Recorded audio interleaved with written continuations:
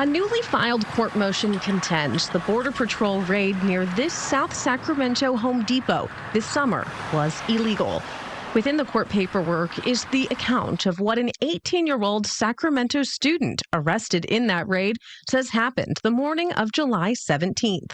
Quote, "I don't think the agent who tackled me and arrested me knew who I was before they arrested me. I think they saw me and figured they could arrest me because I looked Latino." In a sworn statement, Selvin Diaz says he fled violence in Guatemala in June 2024. And after 2 months at an Office of Refugee Resettlement facility for minors, he was allowed to move to Sacramento to live with his aunt. His statement goes on to say he'd been attempting to buy a new shirt that morning from the Ross on Florin Road, which is across the street from Home Depot.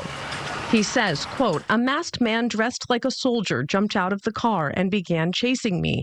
Everything happened very fast."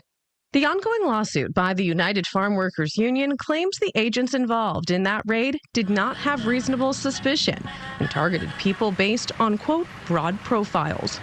Representative Ami Bera telling KCRA3 the raid in Sacramento remains concerning. I mean, if ICE wants to go after criminals, folks that are a threat to our communities, fine. I think we're going to support that. If they want to stop the flows at the borders, fine, we will support that. But if folks are just standing around in a Home Depot parking lot like they were in Sacramento, and they just get targeted because of the color of their skin, that to me is racial profiling. However, U.S. Border Patrol Sector Chief Gregory Bovino says raids will continue as a part of what he called targeted enforcement. That's what we did in Sacramento.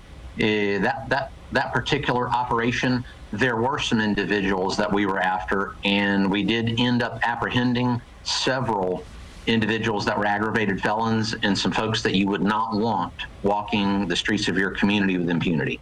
Meanwhile, Diaz's statement goes on to say the arresting agents did not ask him his immigration status before arresting him, writing, "I have never committed any crime. I don't know if or when I will be released and see my family again."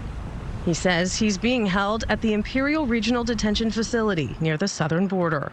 In Sacramento, Leanne Danier, KCRA 3 News.